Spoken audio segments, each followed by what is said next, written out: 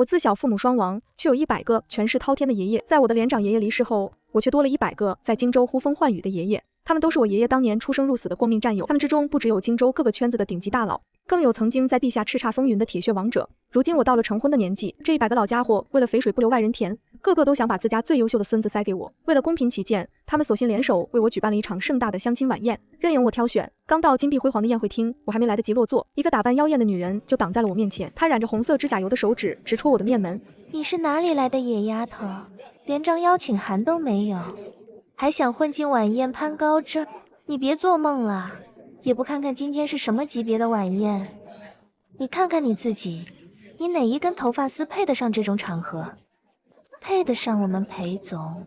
你这种女人还是适合一辈子在路边摊端盘子洗碗。我懒得搭理他的挑衅，直接掏出手机，按着爷爷们给的名单拨通了裴家孙子裴林渊的电话。你公司员工狂犬病犯了，在晚宴上乱咬人，需要我把他送到流浪狗救助中心吗？不与傻瓜论长短，我很想直接转身去贵宾室休息，但想到正在赶来晚宴路上的爷爷们，我还是耐着性子打了这个电话。可电话中他的语气很是不耐烦。你在说什么？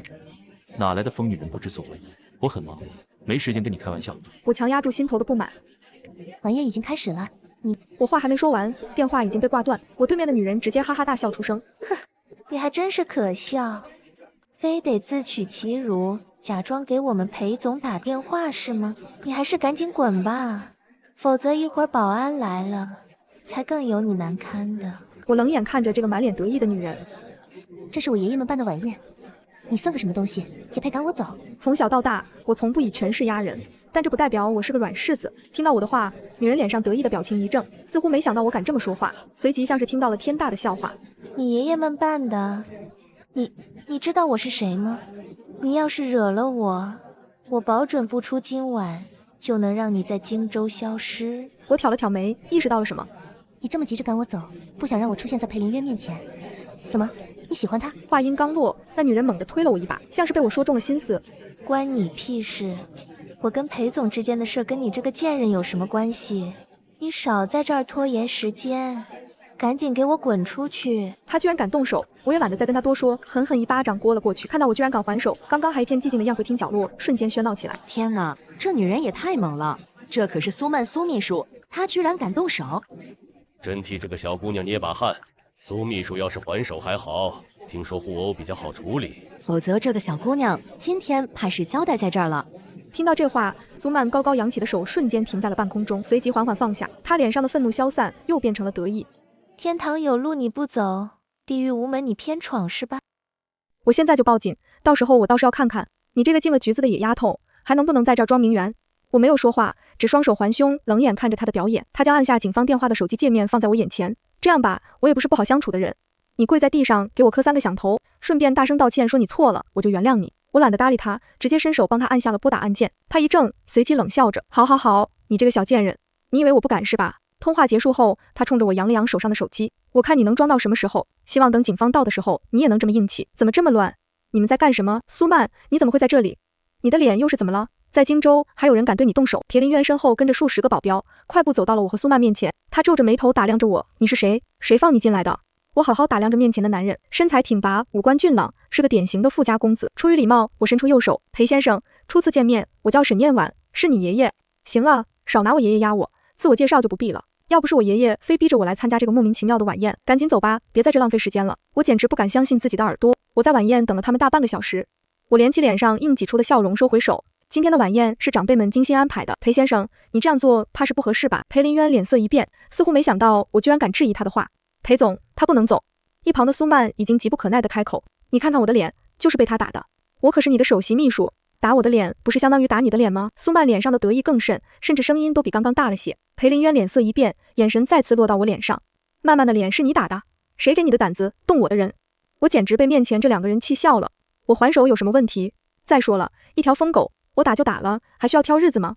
苏曼反而一脸兴奋地转头看向裴林渊，裴总，你看这女人简直上不了台面，也不知道这种野丫头是怎么混进来的。这不是让裴氏集团跟着倒霉吗？她连张邀请函都没有，就已经这么嚣张了，不知道还以为这场晚宴是为她开的呢。我冲撞我自己，晚宴本来就是为我开的，我嚣张纯粹是因为我的爷爷们啊！我爷爷当年为了掩护他们撤退，壮烈牺牲，他的100个生死战友就成了我的爷爷。爷爷们年轻时都是自己领域里泰斗式的人物，个个雷厉风行，铁血手腕。这次晚宴就是他们想把自家最优秀的孙子塞给我挑。想到这儿，我懒得再跟面前两人废话，既然咱们谁也看不上谁，那就各回各家，各找各妈。拜拜了您嘞！打我的人想走可没这么容易。我转过头看向满脸得意的苏曼和面色阴沉的裴凌渊，怎么想打回来吗？裴凌渊在场，苏曼说话都比刚刚更有底气。你这种混进来的野丫头就是没有家教，我跟你可不一样。有什么话等警方来了再说吧，或者这样吧，我刚刚说的话还算数，你给我磕3个响头，我就放你走，怎么样？我没有搭理他，继续往门外走去。爷爷们还在赶来的路上，我哪有时间跟他们在这浪费？见我不听，苏曼急了，伸手就想来拉我。在他手即将触碰到我衣角的瞬间，我反手又是狠狠一个巴掌。开玩笑，我的防身术可是张爷爷和周叔叔亲自教的，真当什么阿猫阿狗都能碰我吗？苏曼没有想到我还敢动手，猝不及防被我这一巴掌重重打倒在地。你居然还敢打我，我绝不会放过你。裴凌渊也被我突如其来的动作惊呆了，他向身后的保镖使了个眼色，保镖赶忙上前将苏曼扶起。裴凌渊阴面阴沉的像是要滴出水来。沈小姐，看来你根本就不想好好解决这件事。苏曼气得指着我的手都在不住颤抖。我告诉你，现在道歉磕头都不行。我不耐烦地揉了揉耳朵，直接打断了他的话。有屁就放，我赶时间。裴凌渊看向身边的苏曼，我在这儿，你有什么话就说。你是我裴氏的人，裴氏就是你的底气。苏曼脸上的怒气消了些，反而带上了些得意。天堂有路你不走，那就赔钱，500万，少1分都不行。围观群众纷纷倒吸一口凉气，就连裴凌渊都有些惊讶。500万？苏曼毫不在意大家的反应。裴总，你没考虑到更深层面的东西，他看不起的是整个裴氏，跟裴氏的脸面比起来，500万算得了什么？裴凌渊觉得有些道理，低头沉吟了片刻。没错，500万，1分都不能少。要是你拿不出来，那你就磕头道歉。我直接打断了他的话，当即应下了500万的要求。这一刻，所有人的目光都落在了我身上。有人觉得我在打肿脸充胖子，有人觉得我在扮猪吃老虎，剩下的则是在幸灾乐祸。我懒得搭理他们的反应，抬眼看向裴凌渊和苏曼。既然苏曼说他报警了，那咱们就等警方来吧。要是警方说我该赔，别说500万，就是5000万我都给。听到我的话，苏曼直接哈哈大笑出声，哈哈哈！你还想等警方来？你怕是不知道周局跟我们裴氏的关系有多好。等他来了，有你好受的。对了，周局已经在路上了，我报警，他当然是要亲自来处理的。你也是运气好，还能让你见见这种大人物。我快速在脑海里过了一遍这个人，好像有些印象。他几乎每个月都会去拜访张爷爷。见我没有回答，苏曼挑了挑眉，你怎么不说话？该不会是在想办法逃跑吧？我告诉你，现在想跑已经来不及了，你还是赶紧想想怎么凑钱吧。今天500万要是少1分，你别想活着离开这里。裴凌渊对苏曼的话毫无反应，似乎要我的命比碾死一只蚂蚁还要简单。我懒得再跟他们多说，直接拨通了电话。周叔叔，你要到了吗？电话那头的周叔叔笑呵呵的，怎么了念晚？怎么有空给我打电话？老爷子们不是在给你办相亲晚宴吗？我冷冷地瞥了一眼站在我对面的裴凌渊和苏曼，这事说来话长，你先别跟爷爷们说，免得他们跟着上火。我不紧不慢地将事情经过大概讲了一遍。周叔叔的声音瞬间冷了下来，看来这裴氏还真是不得了，觉得荆州没人能管他们了是吧？好了，念晚，你别急，我马上就到。周叔叔的话说得我心头一暖。没事的，周叔叔，您正常处理就行。别说这件事你没错，我当然要替你撑腰，就是这件事你有错，我也得帮着你啊。苏曼已经一把夺过了我的手机，你又是谁？什么周叔叔？刚听我说周局，你这小贱人就打电话，你们两个演什么戏呢？我告诉你，你赶紧给这个小贱人送钱来，否则我一定要了他的命。听出我是谁了？那正好，免得我多费口舌，赶紧给我送钱来。我隔着屏幕都感受到了周叔叔的怒火。电话挂断后，苏曼得意地看向身边的裴凌渊，裴总，电话那头的人说他马上就到。这个小贱人今天是踢到铁板了。铁板？看来苏曼还是没搞清楚谁才是铁板。我没忍住笑出了声。裴总啊，裴总，你还真是给自己找了个好秘书。看到我还在笑，苏曼有些疑惑，你笑吧，马上你就笑不出来了。你最好祈祷你的钱比警方来得快，否则到时候赔了钱你都不一定能走。我不置可否地摊了摊手，懒得再跟他多说。就在这时，人群外一个惊呼声传进众人耳中，只见一辆国安车开道，而国安车身后还跟着数十辆加长版劳斯莱斯。我不禁扶了扶额，国安车队缓缓停稳，车门依次打开，爷爷们鱼贯而出。走在最前面的是今年83岁的程爷爷，历经风霜之后沉淀下来的压不垮的锐气。宴会厅里鸦雀无声，连裴凌渊都不由得后退了半步。我赶紧迎上去，拦在爷爷们面前。爷爷们，这里的事让我自己处理。程爷爷定定地看了我一眼，又扫向裴凌渊和一脸惊惶的苏曼。你确定？确定。我语气平稳，没有半点委屈，也没有半点示弱。程爷爷沉默了片刻，忽然笑了，转头对身后的老人们说，你们听见了，让念晚自己来。行。年纪最小的周爷爷把手背在身后，慢悠悠地踱到一旁的椅子上坐下。那我们就在这儿等着瞧。我转过身，面对裴凌渊和苏曼，神情平静。苏曼已经从最初的震惊中缓过神来，但脸上的得意已经所剩无几。我没有急着开口，先慢条斯理地掏出手机，将一段视频调了出来，递到周叔叔面前。视频里，苏曼出言辱骂，伸手推人，威胁勒索，一针不差。周叔叔看完，神情沉了下来，眼神却意味深长地落在苏曼身上。苏秘书，你刚才在电话里说要了这位姑娘的命，我听得很清楚。苏曼脸色倏地变了，我那只是在气头上说的，你不能当真。威胁人身安全，故意伤害，敲诈勒索。苏小姐，光凭这段视频哪一条能成立？我想周叔叔比我更清楚。裴林渊站在原地，脸上的表情变了又变。他大约没有想到，这个他以为毫无背景的眼丫头，从一开始就没有乱阵脚，甚至连证据都已经备好了。苏曼颤声看向裴林渊，裴总。周叔叔带走苏曼的时候，他的脸色灰白一片，临走前还回头看了裴林渊一眼，像是在等他开口。裴林渊沉默着，没有动。我没有落井下石，只安静地看着这一幕。裴林渊才像是回过神来，转头看向我，神情罕见的有些难堪。沈小姐，今天的事，裴先生，我直接打断他，道歉不必了，我不需要你的道歉。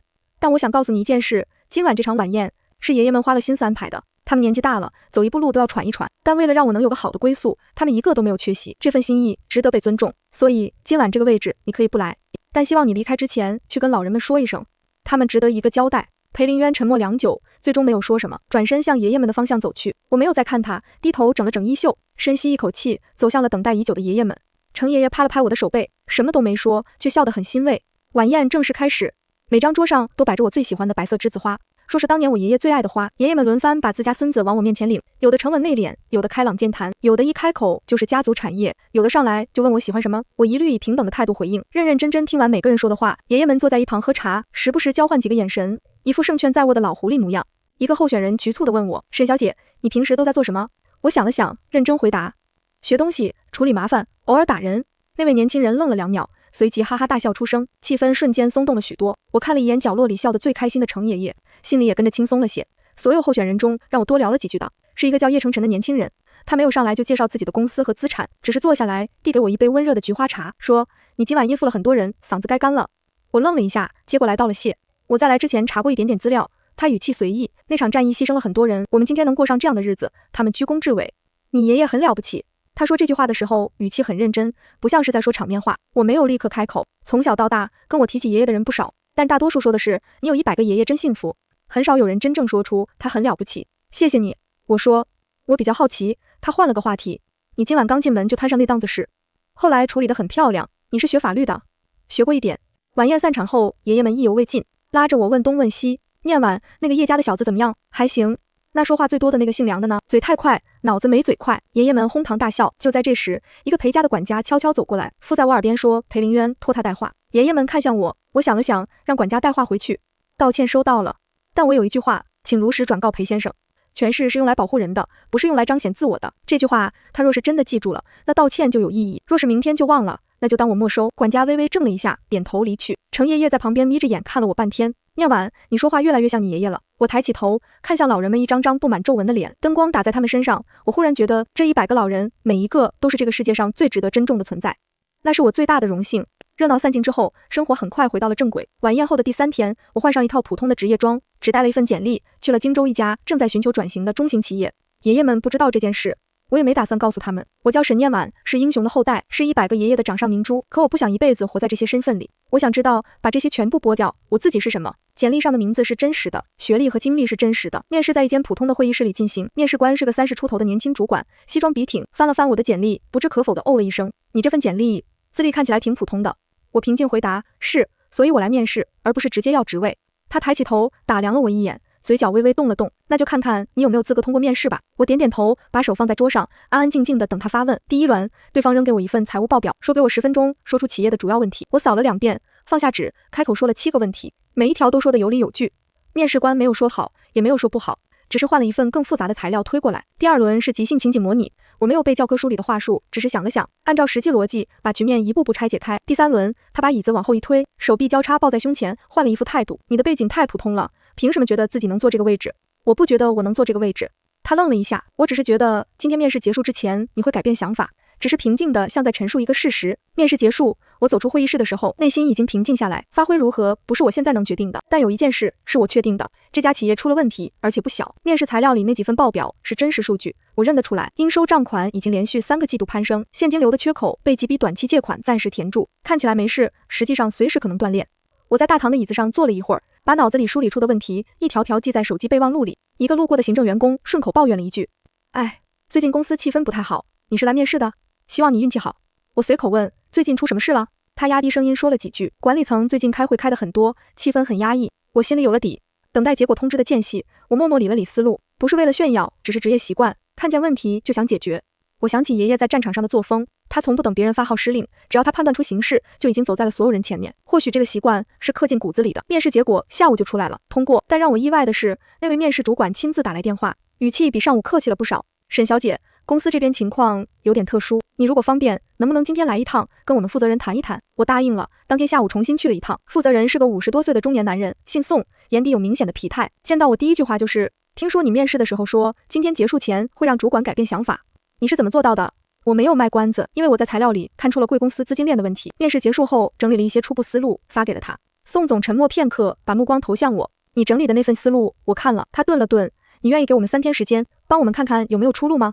我想了想，点了点头，可以，但我有一个条件，这3天我只用我自己的方法，不走任何捷径，不动用任何关系。如果3天内我找不到出路，就当我没来过。宋总愣了片刻，随后伸出手，一言为定。3天，我几乎没有好好睡觉。第一天，我把宋总提供的所有财务资料从头到尾看了一遍，把问题拆解成3类：短期流动性缺口、应收账款积压，以及上游供应商的账期压力。这3件事，每一件单独拿出来都不是死局，但叠在一起，就像3根绳子同时勒紧。第2天，我开始逐一联系潜在的合作方，不是爷爷们圈子里的人，是我自己这几年在学习和实习过程中，我没有用任何名头开路，只是把问题说清楚，把方案说明白，靠逻辑和诚意去谈。第3天下午，合作方向宋总发出了正式的意向函。我坐在会议室里，看着宋总反复确认文件上的条款，看着他眼底的疲态一点点消散，他抬起头，声音有些哽：沈小姐，你是怎么做到的？我想了想，说了实话，没什么诀窍，就是把问题看清楚，然后一步一步走。宋总执意要重谢，开了一个数字，说是咨询费。我摆了摆手，没有接。宋总，这次我是凭自己的判断来帮忙，不是来做生意的。他愣了一下，随即有些不知所措。那你想要什么？想要你们公司好好的。那位一开始面试我的主管眼光不错，他第一时间把我的思路转给了你，这样的人值得被重用。宋总沉默片刻，笑了。好，我记下了。走出公司大门，初秋的风迎面吹来，我站在路边，深吸了一口气，心里那种踏实的感觉。我想起程爷爷说过的话，你爷爷当年冲在最前面，他自己就是那个撑腰的人。我低下头笑了笑，爷爷，我在学。没想到1周后，裴林渊出现在了我面前，只是让助理递了一张名片过来。我看着名片，想了想，还是约了见面。见面地点是一家安静的茶馆。裴林渊来得很准时，这次没有带一队保镖。沈小姐，我听说了宋氏的事，我想请你帮裴氏看一个项目。裴先生，你是通过什么渠道听说这件事的？他顿了一下。商界消息流通很快，那也就是说你是奔着我的能力来的，不是因为爷爷们的关系。裴林渊对上我的目光，片刻后点了点头。合作归合作，私事归私事，两条线不混。他神情微动，随即点头，我明白。裴林渊的团队拿来厚厚一叠材料，助理在旁边补充介绍，语速很快，术语堆砌，像是在刻意展示信息密度，以形成压迫感。我没有打断，认认真真听完，再从头翻阅材料，大约翻到1/3处，我停了下来。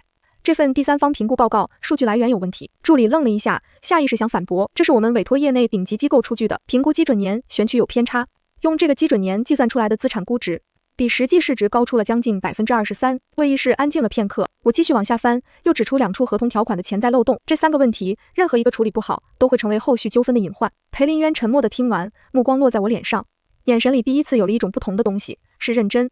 从裴氏出来，我在路边站了一会儿，整理思路。这时，一个声音从旁边响起：“沈小姐。”我转过头，见到了叶晨晨，他穿着一件普通的深色外套，手里拿着一份文件夹，看起来也是刚从附近的写字楼出来。你也在这一带？我问。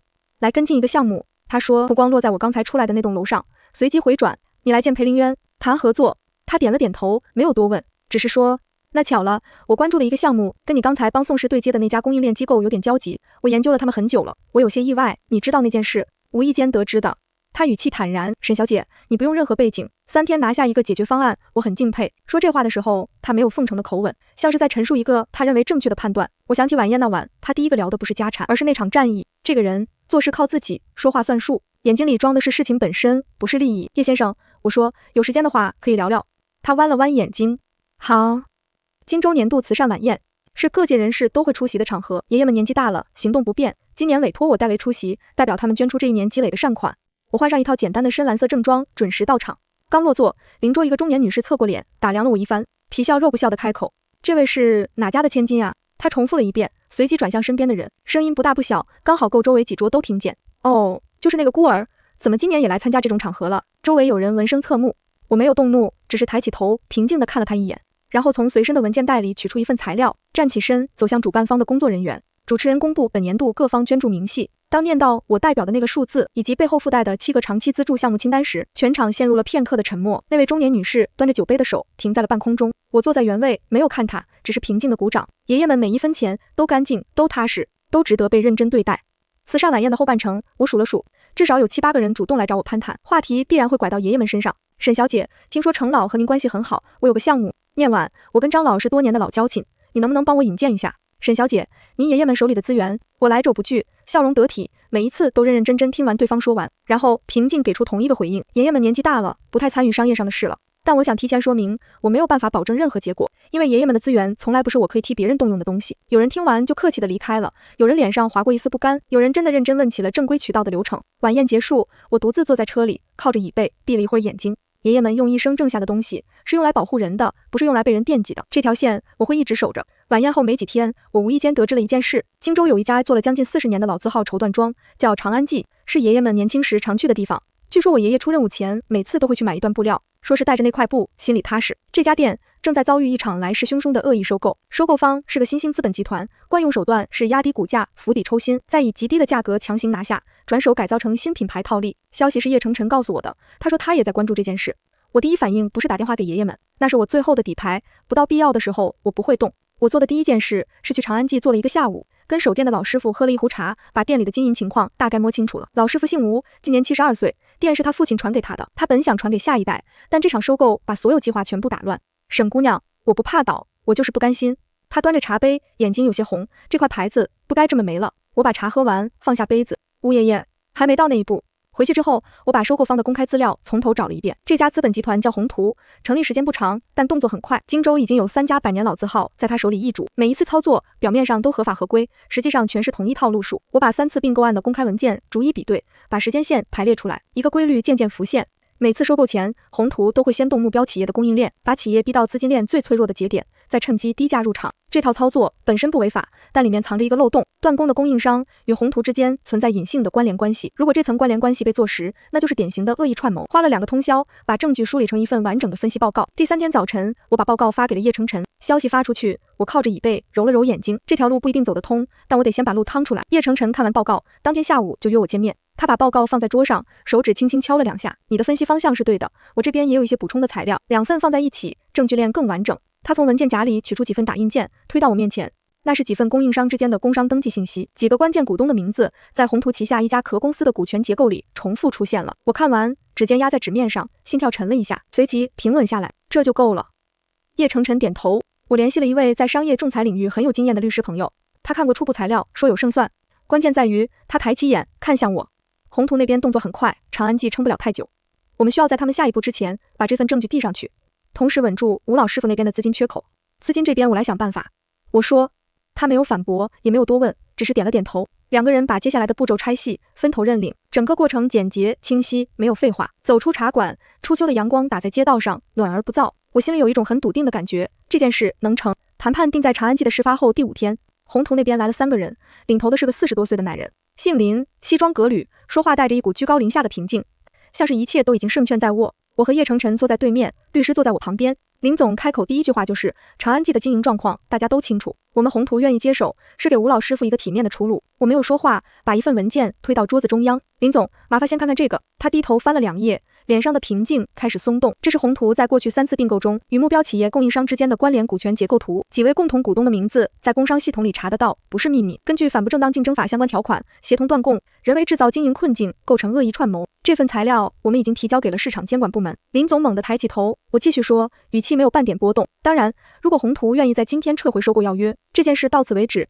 监管部门那边，我们可以说情况已经自行化解。谈判室里安静了将近1分钟，林总最终放下了文件。长安记的事平息后的第3天，我照常去程爷爷家里吃饭，还没进门就听见里面热热闹闹的动静。爷爷们来了好几个，显然早就知道消息了。程爷爷坐在主位，见我进来，指了指对面的椅子，坐。我坐下，桌上已经摆满了菜，全是我爱吃的。张爷爷先开口，声音有些哑，念完那家店你爷爷年轻的时候常去。我点点头，没有说话。你怎么不告诉我们？程爷爷问，声音不重，但我听得出来心疼。因为还没到需要告诉爷爷们的时候。我抬起头，认真看着他。爷爷们当年守护的东西太多了，这一点点我能自己来。周爷爷在旁边抹了把眼角，随即别过脸去，假装在看窗外。你这孩子，程爷爷沉默了一会儿，声音低了些，跟你爷爷一个脾气，什么都自己扛。不是扛，我轻声说，是守。爷爷们守了一辈子，现在该我们来了。桌上一时没有人说话，窗外的风吹进来。裴林渊这次登门提前发了消息，没有助理，没有保镖，只有他一个人，手里拿着一盒茶叶，神情比任何时候都要认真。沈小姐，能不能给我10分钟？我让他进来，给他倒了杯水，坐到他对面。他沉默了一会儿，才开口。我最近一直在想晚宴那天的事，越想越觉得那天的自己很不像样。我从小就被告知，裴氏的人站在哪里，哪里就是标准，看不顺眼就觉得是对方的问题。后来我看你处理宋氏的事，处理宏图的事，我才明白，真正站得住脚的人，从来不靠那些东西撑场面。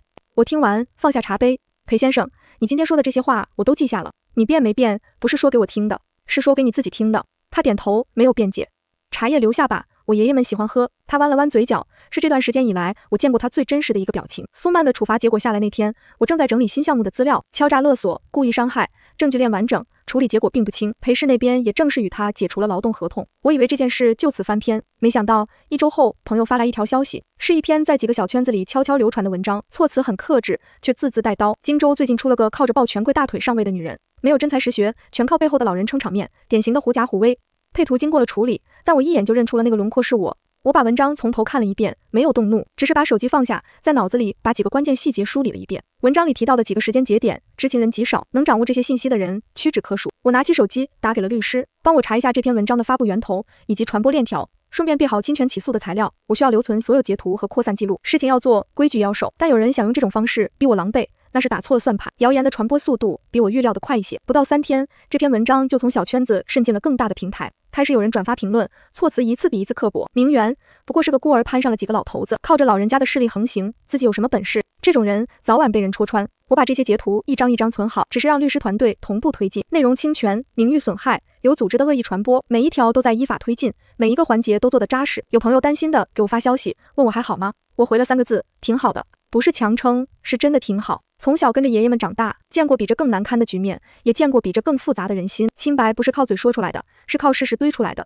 我有事实，我不急。发布源头和一个与苏曼有往来的媒体账号高度关联，证据链正在收拢。我看完消息，合上电脑，去烧了壶水，给自己泡了杯茶。证据收拢的差不多的时候，我决定自己发声，不是借助任何平台的人脉，就是我自己的账号，一篇普通的文章。我写得很慢，改了3遍。开头没有愤怒，没有控诉，只是陈述。我写了宋氏那3天，写了长安记的谈判现场，写了慈善晚宴上那份真实的捐助明细。我是孤儿，也是英雄的后代，这2件事在我这里从来不矛盾。我从来不需要用任何人的名字来证明我自己。如果这还不够，那我只能说，有些人需要相信的，从来不是事实。文章发出去，我把手机翻过来扣在桌上，去给自己煮了碗面。面条刚熟，手机已经震起来了。我没有急着看，把面条吃完，碗洗干净，还重新拿起手机。评论区里有人说看完哭了，有人说终于等到你说话，有人把文章转发出去，说这才是真正的名门风骨。我看了一会儿，放下手机，去开窗透气。外面的天蓝得很干净。谣言的热度在48小时内迅速消散。那篇原文被平台以违规内容下架，几个关键账号也陆续收到了律师函。苏曼那边，律师告诉我，他面临的追责比上一次更重。有朋友问我，要不要趁机让他彻底没有翻身的机会？我想了想，摇了摇头，法律该怎么判就怎么判，那是法律的事，不是我的事。我去见了苏曼一面，是他主动申请的。他比上次见面憔悴了许多，开口第一句话是：你为什么不让你那些爷爷直接把我碾死？我端着杯子，平静回答：因为那不是我的风格。他沉默了一会儿，问：你就不恨我吗？恨过一会儿。我说，后来觉得没什么意思，就算了。我只希望你真的想清楚，把所有错误推到别人身上是最省力的，也是最没用的。他没有说话，只是低着头，手指绕着杯沿转了一圈又一圈。我没有再多说，起身离开。整场风波里，叶晨晨从来没有主动提起要帮我，但每次我真正需要的时候，他都在。谣言最盛的那2天，他悄悄给我发了一份文件，是他整理的，可以印证我商业判断能力的第三方评估记录。我发文澄清的那个深夜，他只发了一条消息，写得好，我转了。没有多余的宽慰，没有刻意的存在感，就是安安静静的放在那里，像一块压舱石，不声张，不离开。风波平息后，我们约了一次见面，照旧是喝茶，照旧是聊项目。聊到一半，他忽然停下来，问了我一句话：你从来不问人帮忙，是因为不信任别人，还是因为不想麻烦别人？我想了一下，给了他一个诚实的答案，都有一点，但主要是从小觉得什么事先靠自己，能解决就解决，实在解决不了再说。爷爷们给了我很多，我不想随便把这份底气当成消耗品。他听完，沉默了片刻，轻轻点了点头。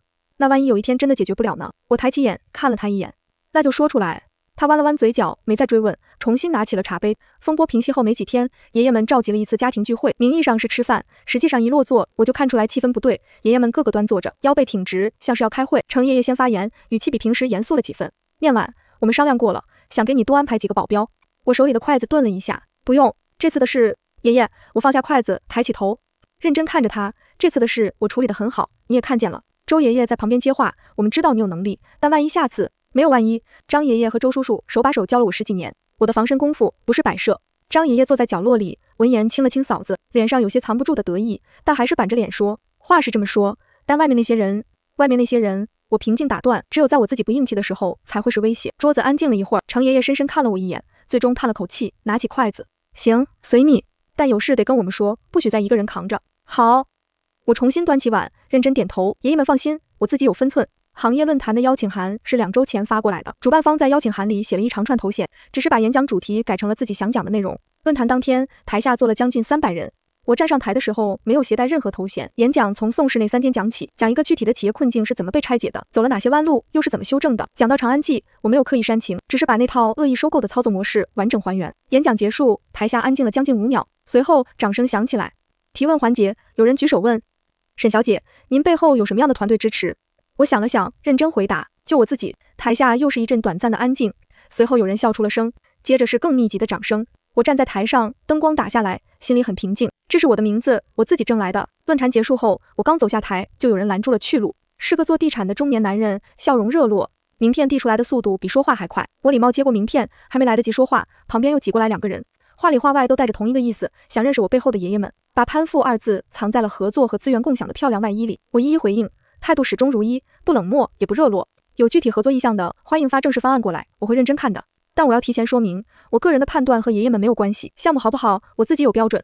有几个人听完，笑容淡了些，很快找了借口离开。也有人愣了片刻，随即真的掏出手机，认真问起了发送方案的邮箱。我把邮箱留给了后者，把名片收进包里，准备离场。叶晨晨站在人群外侧等着，见我走出来，递过来一瓶水，辛苦了。我拧开瓶盖喝了一口，轻轻呼了口气，还好，今天比上次省力。他笑了笑，没有多说，只是跟我并肩往外走。人群渐渐散去，身后的嘈杂声越来越远，前面的路反而越走越清楚。那个年轻人叫顾宇，28岁。那个投资人接了个电话，转身走了。顾宇站在原地，攥着手里的商业计划书，半晌没动。我走过去，问他要了一份计划书看了看，内容扎实，逻辑清晰。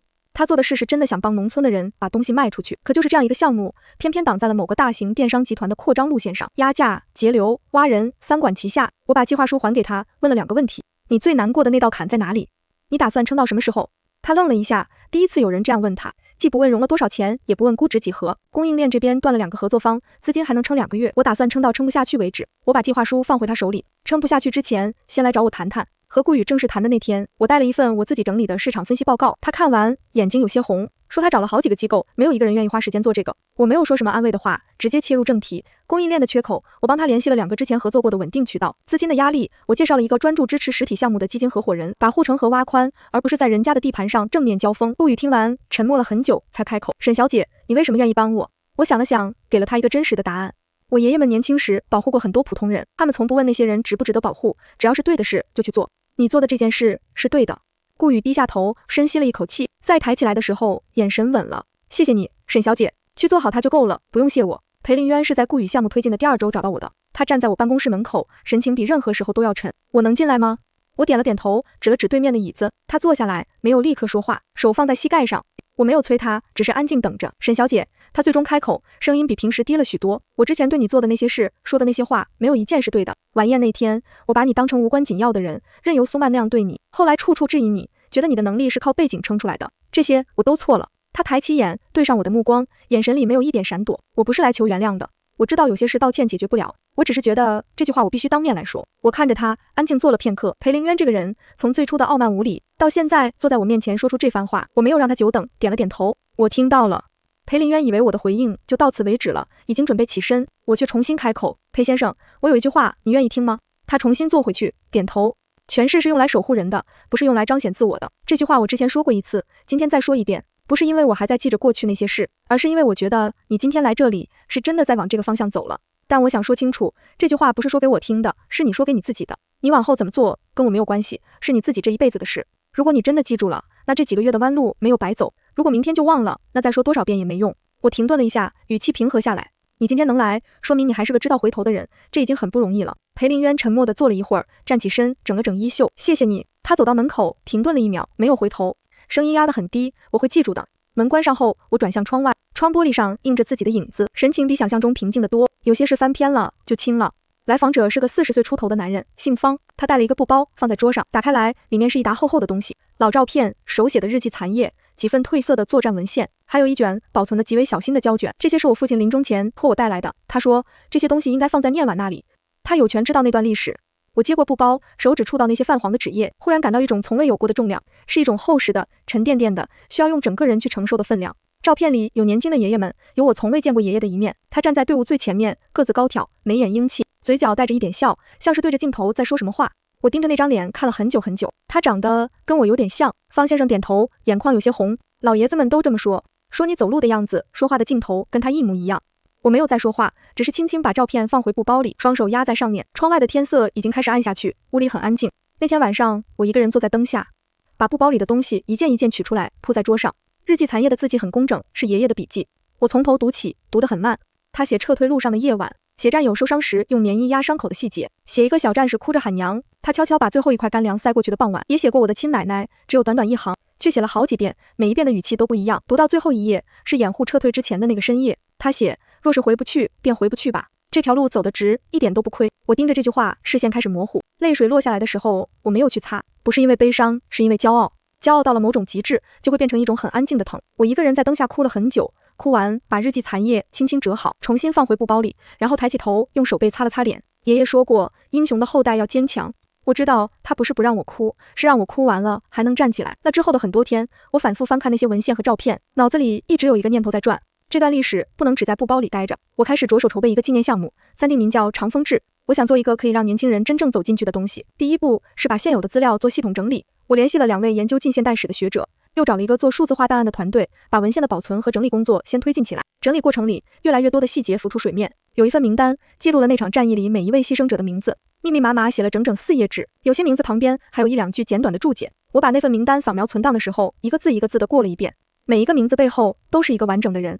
我低声把他们念了出来，念得很慢，一个都没有跳过。项目推进到第3周，出了岔子。一个做文化投资的机构主动找上门来，说对长风志很感兴趣，想以英雄题材为核心，做成一个商业 IP， 周边、授权、联名，说得头头是道，估值算得比谁都精。我坐在对面，听完了他说的每一句话，没有打断。他说完，看着我，满脸等着我点头的表情。我放下茶杯，声音平静：不合适。他愣了一下，以为我在谈条件，立刻说可以调整分成比例，不是条件的问题。我直接打断他：英雄的故事不是商品，我不会允许任何人拿它来套利，无论包装成什么形式。他脸色变了变，换了个说法，说这样可以扩大传播，让更多人知道。扩大传播有很多种方式，我说，但那条路不走。如果贵方有心做真正的文化传承，我们可以谈公益层面的合作，规则我来定，底线我来守。如果只是想从里面挣钱，今天的谈话就到此为止。对方沉默了片刻，最终起身离开，走的时候脸色不太好看。我没有送他，重新打开面前的文献，继续整理。有些门本来就不是为所有人开的。商业合作的路堵死之后，我开始一个人慢慢找，不急不将就，一个一个的谈。找过一个做公益传播的小团队，对方理念很好，但资源有限。找过一所大学的历史系，找过一个做青少年教育的机构，当场说这件事我们必须参与。每一次谈合作，我都把规则说在前面，把底线划得清清楚楚，没有人因此离开，反而每一个留下来的人都比我预想中更认真。叶成晨知道了这件事，某天下午找过来，问能不能做点什么。我想了想，把一个资源对接的环节交给了他，他接过去，没有问为什么，也没有问边界在哪里。事情在一点点往前走，没有捷径，每一步都是实的。我坐在堆满资料的桌子前，把新整理好的一份文献轻轻压平。窗外的天很蓝很深，像是能把人的眼神承接住。爷爷，你看见了吗？我在做这件事会一直做下去。长风志的落地仪式定在一个晴朗的上午，墙上铭刻着那份名单上的每一个名字，字体庄重。爷爷们来得很早，他们已经站在那面墙前了。我没有立刻走过去，只是站在门口，远远地看着。程爷爷站在最前面，拄着拐杖，一个字一个字地看过去，嘴唇微微动着，像是在无声地念那些名字。张爷爷站在他旁边，手背在身后，头微微低着，用手指轻轻触了触其中一个名字，手背上的老年斑在灯光下看得很清楚。我的视线跟着那只手落在那个名字上，深吸一口气，忍住了。爷爷说过，英雄的后代要坚强，是哭完了还能站直。我走过去，站到程爷爷身边，程爷爷侧过头看了我一眼，拍了拍我的手背，有些话不用说出口，也早就明白了。仪式结束后，宾客陆续散去，我一个人留在厅里，把桌上的文献材料重新整理了一遍。叶晨晨没有走，坐在角落的椅子上，安安静静等着我。等我把最后一份材料归置好，他才站起来，在我旁边停住脚步，沉默了一会儿。我抬起头看他，我今天一直在想一件事，你为什么从来不用任何人的名字来证明自己？明明那会让事情容易很多。今天我懂了。他停顿了一下，目光落在身后那面墙上，因为那些名字不是用来证明你的，是你在守护他们。你从来不是站在他们身后的人，你是站在他们前面的人。我看着他，一时没有说话。是一种很久没有感受过的触动，眼神里装的是真的懂得。谢谢你，我最终说。这句话我记下了。他弯了弯眼睛，没有再多说，只是陪我把厅里最后一盏灯关上。仪式之后没几天，麻烦找上门来了。他坐下来，茶还没喝2口，话锋就转到了爷爷们身上。程老和张老的名望在荆州无人不知，我这边有个项目，一直想求个机会。我放下茶杯，打断他，钱总，我直接说。他愣了一下，讪讪收住话头。爷爷们的名字不是敲门砖，也不是人情账本，通过我接触他们，这条路走不通。他脸上的笑容僵了僵，想换个说法。我不管你的项目有多大，背景有多深，这件事我说了不行就是不行。我最后提醒一句，打爷爷们主意的人，结果都不太好。钱总自己掂量。他沉默了片刻，放下茶杯，站起身，皮笑肉不笑地说了句改天再续，走了。我没有送他，让助理把茶杯换了一套新的。有些人一眼就能看穿，不需要给第2次机会。长风志项目推进了将近3个月，我的名字开始在荆州各个圈子里流传。宋氏的负责人在一次行业峰会上公开提到了我，说那3天改变了他对危机管理的认知。顾宇的平台走出了最难的那段路，最困难的时候是一个叫沈念婉的人给他指了方向，是因为事情本身。长风志的第一批内容上线后，阅读量远超预期。评论区里很多年轻人说，这是他们第一次觉得历史离自己这么近。叶晨晨发给我一条消息，说你听说了吗？现在荆州有人说。我把手机扣在桌上，有一点说不清楚的感受漫上来，像是走了很久的一段路。抬起头，发现自己站到了一个比出发时更高的地方。这个名字是我自己挣来的，沈念婉这3个字是我的。那天深夜，程爷爷打来电话，说爷爷们聚在一起，让我过去。我以为出了什么事，赶到的时候，发现客厅里灯火通明，一张大桌子旁坐了将近20个老人。程爷爷见我进来，招手让我坐到他旁边。没事，就是想见见你。爷爷们的神情都很安静，带着一种看了太多岁月之后才有的沉静。年纪最长的沈爷爷今年91岁，平时不太说话，这天却主动开了口，声音苍老却清晰。念婉，你这孩子这1年做了不少事，我们都看着的。我没有说话，只是认真听着。你让我们看到了你爷爷的影子。他停了一下，眼眶慢慢红了。他当年就是这个样子，闷声做事，从来不跟人说自己多难，做完了也不要人夸。他若是知道你现在这个样子……沈爷爷没有说完，转过脸去，抬手按了按眼角。屋子里一时很安静，只有窗外的风声轻轻漫进来。我低下头，眼睛有些热，鼻腔里酸意漫上来，用了很大的力气才忍住，然后抬起头，对着满屋子的白发老人认认真真说了一句话：爷爷们放心，我会一直这样。又过了些日子，我一个人去了一趟那处纪念厅，厅里很安静，灯光把那面墙照得均匀而清晰，每一个名字都看得分明。我在爷爷战友名单的那一列前坐下来，什么都没带，就这样坐着，让自己安静了很长时间。晚宴那夜的狼狈和后来的平静，宋氏那3天的通宵和走出结果时的踏实，长安记谈判桌上的沉着和吴爷爷握住我手时颤抖的力道。长风志从一个念头到一面铭刻着名字的墙，我是孤儿，也是英雄的后代，就像爷爷当年做的那样。我站起来，在那面墙前站了片刻，然后转过身走向门口。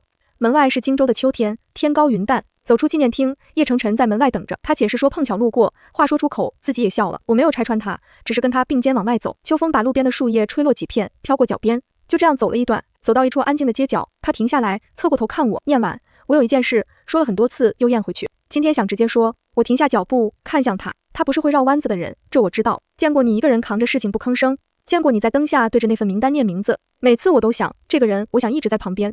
不是因为你背后站着谁，不是因为你有多厉害，就是因为你这个人。他说这话的时候，眼神很直，没有一点闪烁。我站在原地，没有立刻说话。风又吹过来，把发丝拂到脸侧。我抬手拢了拢，你这个人，我也一直记着。他愣了1秒，随即弯起眼睛，笑得比任何时候都要轻松。事情一件接着一件，从未真正停下来，规模比第1期更大，覆盖的地域和史料更广，参与整理的学者和志愿者也从最初的10几个人扩展到将近100人。我每周至少去1次整理现场，不是去监督，是去做具体的事。有一批口述录音需要转录和校对。我拉了把椅子坐下来，戴上耳机，一段一段的听，一个字一个字的合。录音里是一位老战士的声音，说话已经有些含混，但讲到某场战斗的细节时，语气忽然变得极为清晰，像是那段记忆被什么东西牢牢定住了。时间过去了多少年都没有模糊。我听到中途手里的笔停了一下，那场战斗里爷爷的名字出现了。老人说那天是他冲在最前面，说了一句话，他记了一辈子，就这一句，没有豪言壮语。我把这句话一个字一个字打进文档，然后坐在那里久久没有动。都跟上，我在前面。我低声把它念了一遍，心里某个地方悄悄变得更硬实了一些。程爷爷病了一场，不重，就是换季受了风寒，我去看他，带了他喜欢喝的汤，还有一沓整理好的长风志最新资料。他靠在床头，把资料翻了一遍，精神头比我预想的好。这个做得好。他指着其中一页，当年的事记得清楚，没有乱写。我坐在床边的椅子上看着他，程爷爷，您当年怕过吗？他抬起眼看了我片刻，没有直接回答。怕是怕的，谁不怕？但怕了还是要上，这就是了。你爷爷比我胆子大，他是真的不怕。他顿了顿，嘴角带了点笑，还是说他怕得很，只是从来不让人看出来。到现在我也说不准，但有一件事我说得准，他每次上去都是因为前面有值得守护的东西，不是不要命，是知道为什么要拼这条命。我听完没有说话，低头看着手里的资料，眼睛里有什么东西在轻轻的漾动。程爷爷重新翻开资料，声音平静下来，你跟他一样，知道为什么？这就够了。春天回来的时候，荆州的栀子花开了，这是今年开的最好的一次，枝头压得低低的，香气从院子里一直漫到街上。